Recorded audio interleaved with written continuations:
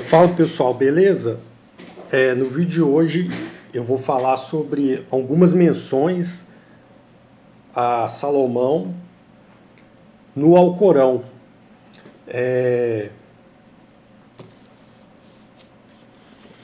O rei Salomão é mencionado na Bíblia, e os praticantes de magia cerimonial eles sabem bem dessas alusões que são feitas sobre ele ter usado alguns demônios para ajudar na construção do templo.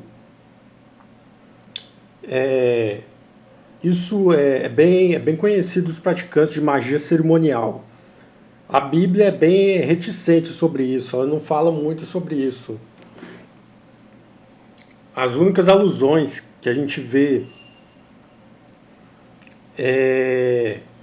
que podem levantar alguma indireta assim na Bíblia sobre Salomão e a relação dele com os demônios é aquela parte que fala que durante todo o tempo da construção do templo não se ouviu nenhum barulho de nenhuma ferramenta de ferro, né? Como é que uma construção tão grande ela não vai ter nenhum tipo de barulho e nem vai ser usado nenhum instrumento de ferro, né? É algo, no mínimo, para se questionar. A razão é por causa disso, né?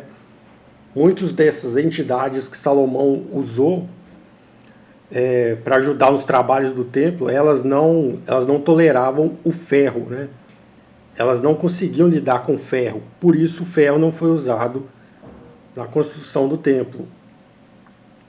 Então a Bíblia ela é bem reticente sobre isso, ela não fala abertamente sobre isso, e o que a Bíblia não fala, o Alcorão fala claramente, né? As edições que tem aqui no Brasil do Alcorão são essas aqui, ó.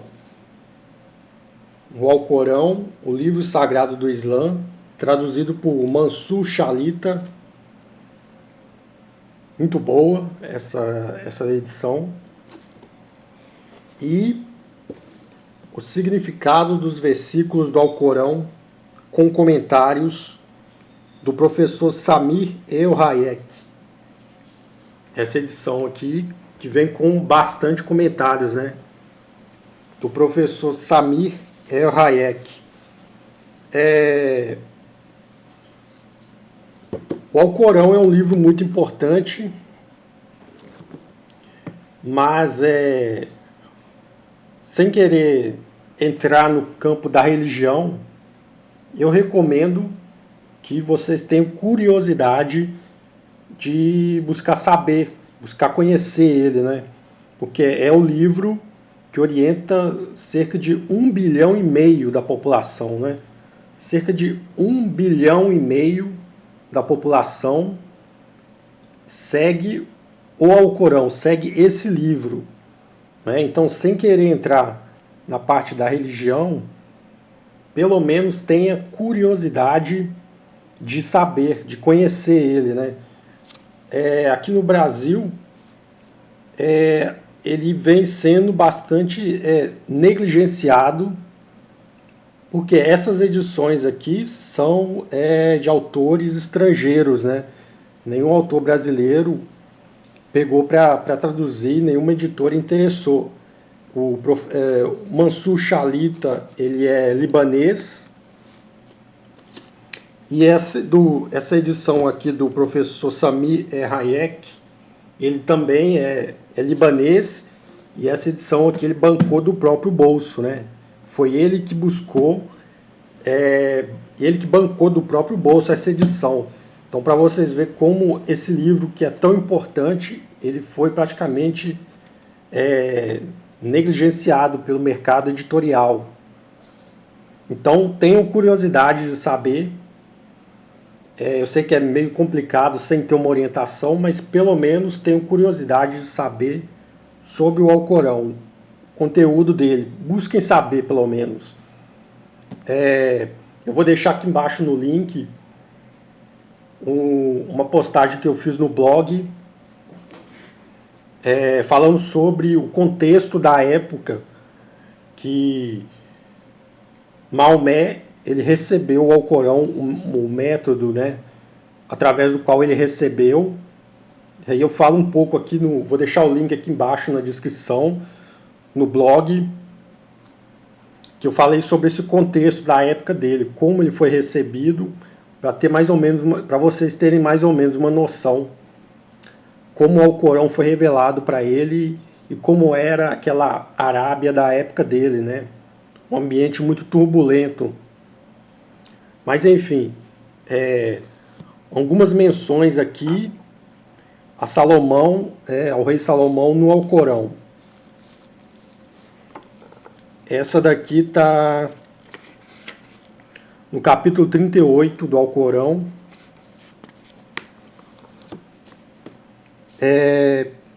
Versículo 34 em diante. Capítulo 38, versículo 34 em diante. E tentamos Salomão, jogando um corpo imóvel sobre seu trono.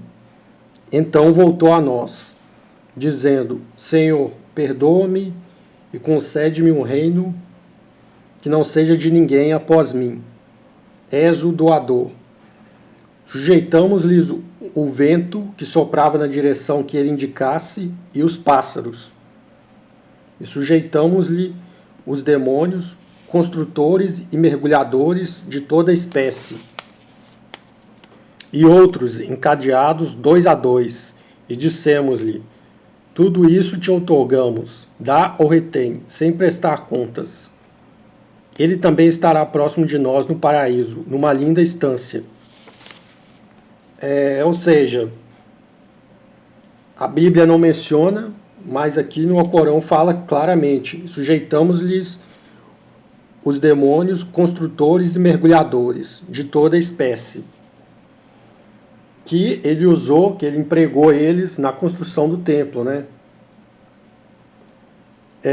A tradição folclórica árabe, ela diz que Salomão enviava alguns deles para mergulhar em busca de pérolas, né? Grandes pérolas.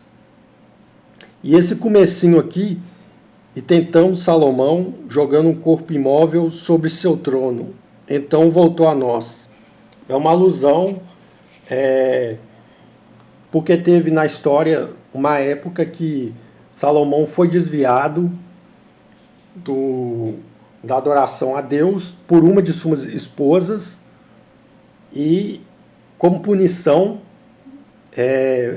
devido a isso, durante um tempo, Salomão foi tirado do trono e foi colocado uma espécie de cópia dele no trono. Então é por isso que começa dessa forma. E tentamos Salomão jogando um corpo imóvel sobre seu trono. É uma alusão a essa parte. Devido a ele ter sido desviado da adoração por uma de suas esposas, durante um período de tempo, foi colocada uma cópia dele no trono. E a tradição, o folclore judaico, diz que durante esse período, Salomão foi transformado num mendigo, né? E ele não foi reconhecido. Durante esse período de tempo, foi colocada uma cópia dele no trono, o verdadeiro Salomão foi transformado num mendigo e ninguém reconhecia ele, né? Ele foi obrigado a mendigar o pão de cada dia durante um período de tempo, como uma provação, como um castigo dele por ter sido desviado da adoração pelas esposas dele, por uma das esposas dele, né? O outro trecho que eu queria mencionar, ele está aqui no Alcorão, capítulo 34,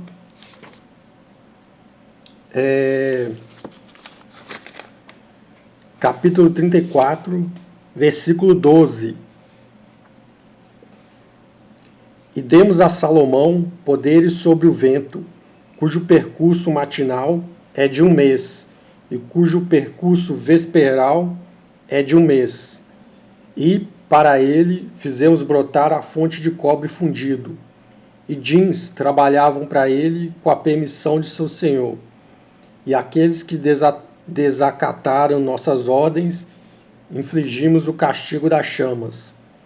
Executavam para ele o que dele desejasse: castelos, estátuas, bandejas com bacias e caldeiras estáveis. E dizíamos: família de Davi, trabalha com gratidão. Quão poucos são agradecidos entre os meus servos? Quando decretamos sua morte, não houve para avisar de seu fim, senão um verme da terra, que lhe roeu o cajado sobre o qual se apoiava. E quando tombou, os jeans verificavam que, se conhecesse o invisível, não permaneceriam na sua aviltante aflição. Também mais um trecho que diz que os jeans e demônios foram obrigados por Salomão a trabalhar na construção do templo, né? E aqui nesse trecho ainda diz que eles fizeram brotar para ele uma fonte de cobre, e eles também faziam vários tipos de trabalhos, né? Castelos, estátuas, bandejas com bacias e caldeiras estáveis, né? Fornos de fundição. E um trecho interessante aqui no finalzinho. Quando decretamos sua morte, não houve para avisar de seu fim, senão um verme da terra, que lhe roeu o cajado sobre o qual se apoiava. E quando tombou, os jeans verificaram que, se conhecesse o invisível, não permaneceriam na sua aviltante aflição. Esse trecho fala da morte de Salomão, né? A tradição diz que Salomão morreu na casa dos 60 anos de uma doença no pé, que começou no pé. Então, por isso, nos últimos anos de vida dele, ele andava apoiado num cajado, né? E aqui nesse trecho diz que ele morreu em pé. Antes de morrer, ele avisou a todos os funcionários do palácio que continuassem trabalhando. Então ele se apoiou em pé no cajado e morreu em pé, apoiado no cajado. E durante esse período, os jeans e demônios continuavam trabalhando na construção do templo. Eles não paravam de trabalhar. Somente um tempo depois, que aqui no Alcorão diz o verme da terra que lhe roeu o cajado sobre o qual se apoiava. É uma alusão ao cupim. Ele ficou morto, apoiado no cajado, e os jeans continuavam trabalhando. Só um tempo depois, quando o cupim roeu o cajado dele, aí o corpo desabou, que eles se deram conta que ele tinha morrido já faz tempo. Salomão fez isso para provar para as pessoas que os jeans e demônios, eles não podem prever o futuro. Se eles soubessem de tudo, se eles fossem oniscientes, eles não continuariam trabalhando, eles saberiam que ele morreu. Então foi uma forma dele provar que os jeans e demônios não podem prever o futuro. É uma lição que ele deu. Eles têm informações privilegiadas, porque eles podem acessar outros planos, mas eles não podem prever o futuro, né? Fica aí uma advertência para quem pensa dessa maneira. Essas são algumas menções sobre Salomão no Alcorão. Tá? É um livro de referência, como eu disse, que orienta a vida de cerca de 1,5 bilhão de pessoas no mundo. Então, procure se informar, tenho curiosidade de saber sobre o Alcorão. Tem muitas alusões sobre Salomão controlando os jeans. Os jeans, no caso, são o equivalente aqui que a gente conhece no Ocidente como os gênios, né? o estereótipo mais conhecido é o gênio da lâmpada do Aladim, mas é um campo bem conhecido dos muçulmanos, né? Já antes do Islã. Então, essas são as menções que eu queria fazer. Eu deixei o link aqui embaixo na descrição, falando sobre o ambiente da época que o Alcorão foi revelado a Maomé. Valeu quem está acompanhando, já deixa o seu like, já se inscreve. Valeu quem se inscreveu recentemente no canal. Quem não conhecia o canal, gosta desse tipo de conteúdo, já se inscreve aqui de uma vez.